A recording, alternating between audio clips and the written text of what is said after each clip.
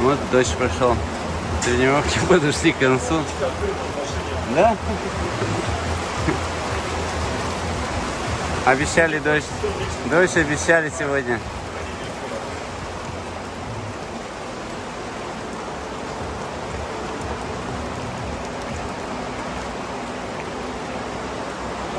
Хороший такой дождь.